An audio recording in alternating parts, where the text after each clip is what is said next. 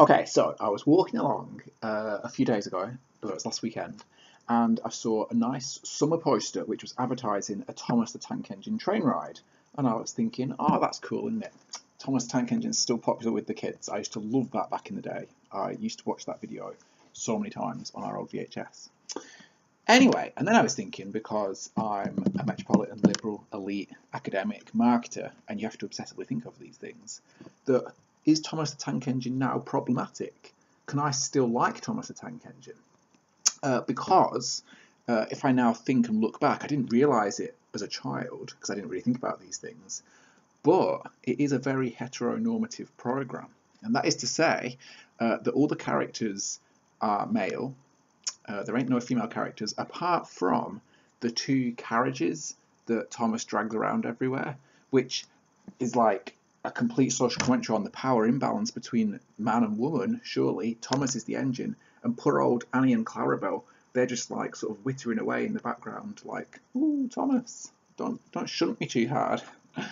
The innuendos, if there were any, were certainly lost on me as a child. And I suspect that Thomas Tank Engine is beyond sexualization, but I mean, who knows? People get weird. Anyway, so I think they were the only women that were ever in the programme. All the people that ran the railways, like the Fat Controller, all the drivers, the bus, Bertie, that helicopter, I can't remember what the helicopter was called. Wasn't bothered about the helicopter. If it didn't have wheels, not interested. And then all of the engines, they're all men.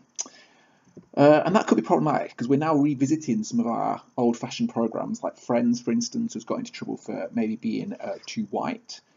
South Park is just brilliant, and that's not problematic at all. I meant to say Simpsons. Simpsons has got into trouble for a poo, which I think is fair enough. And also, I'd like to put out there that Smithers seems to be quite a reductive character from an LGBTQ point of view.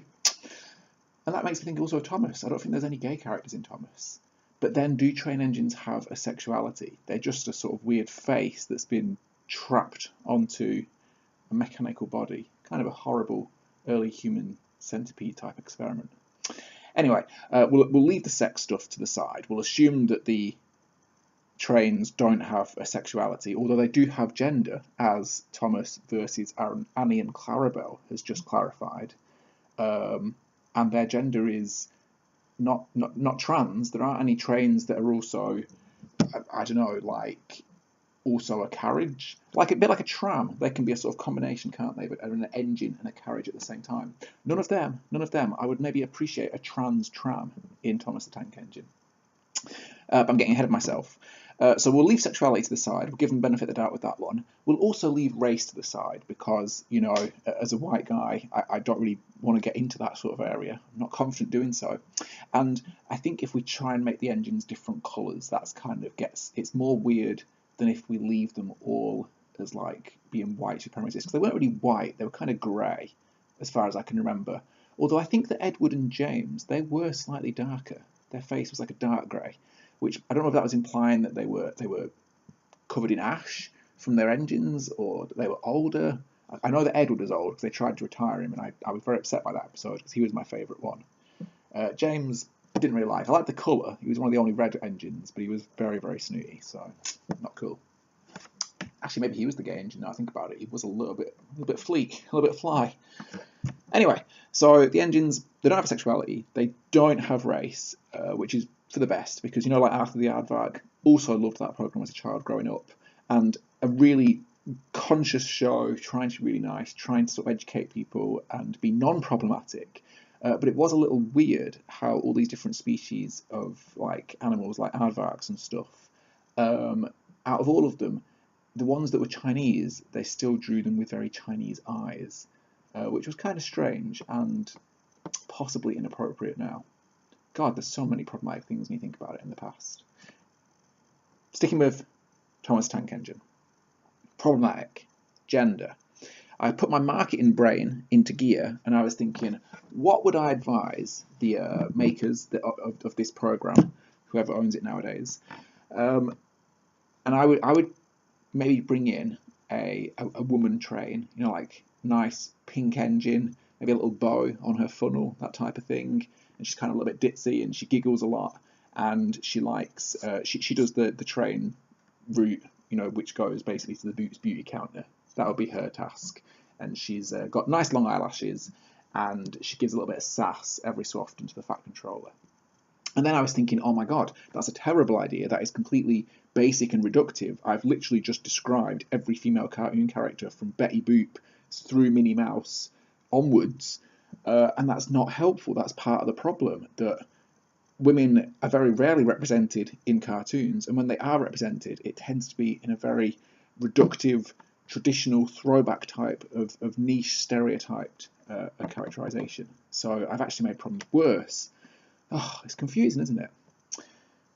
And I was thinking, it doesn't really matter, because obviously this is a children's book series which was written by a vicar in like the 1940s or whatever. So I'm assuming that no one's going to look to this for sort of like a sophisticated commentary on, you know, characterization, depth, issues of culture, and all that sort of stuff. And if you are looking for that, you're possibly in the wrong area.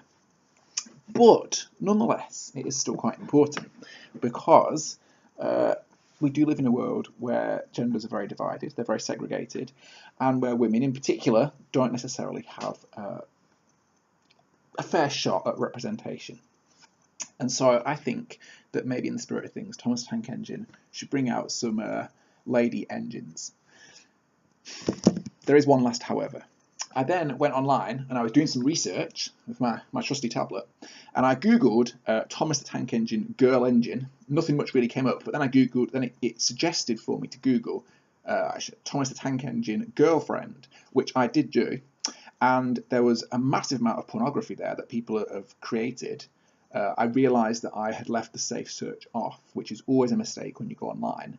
I just said literally 6 minutes ago that I don't think you could sexualise Thomas the Tank Engine, but there we go. People have, with very detailed, elaborate CGI. I mean, there's a lot of effort gone into these pictures. Someone's done it there on Microsoft Paint, it looks like, which doesn't allow for a very detailed rendition of Thomas getting shagged by Bertie the Bus. But, you know, I have to hand it to them that they've got the main message across, and they've obviously spent some time doing it.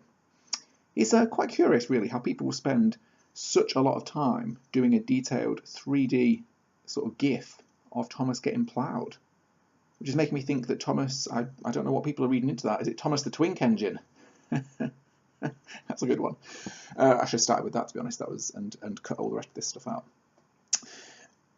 Anyway, I was Googling this. Apparently there is a lady engine, I think, unless this is just a fake, called Emily, who seems to be a nice soft shade of purple, so they handled it quite sensitively, much more appropriate than I've done. They've not been as crass as to give her a bow.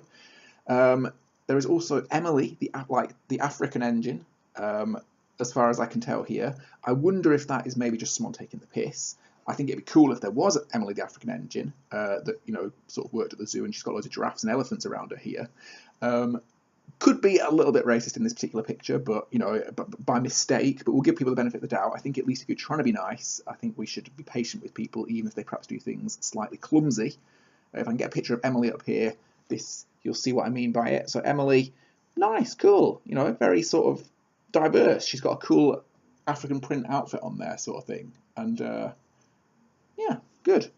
So, Thomas Tank Engine is trying, all right? And let's give him the benefit of the doubt. I think all that we can ever hope for is to try, and to try and be nice to people, to try and question things, to try to look at our preconceptions, revisit stuff that we thought was okay once upon a time, and maybe rethink it from, you know, the new perspective that we have.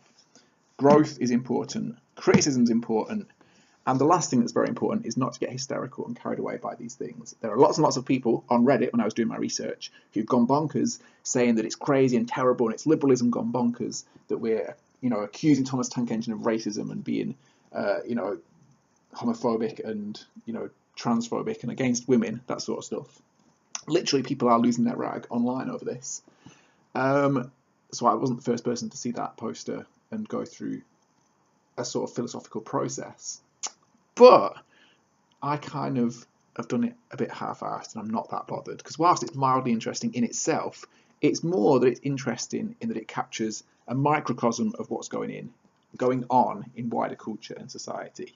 And the fact is that it's undeniable and needs to be addressed and is very problematic, is that women are underrepresented. Different genders are imbalanced, and, you know, it's not cool, and it needs to be sorted out. So let's not get sidetracked. Let's not get too carried away with criticising Friends or Simpsons or Thomas the Tank Engine or Alpha the Aardvark, because they are what they are. They are from the past, and they're maybe for a certain purpose, and maybe we're overanalyzing each of them anyway. But it's a useful intellectual exercise to do so as part of bigger problems that are going on in the world.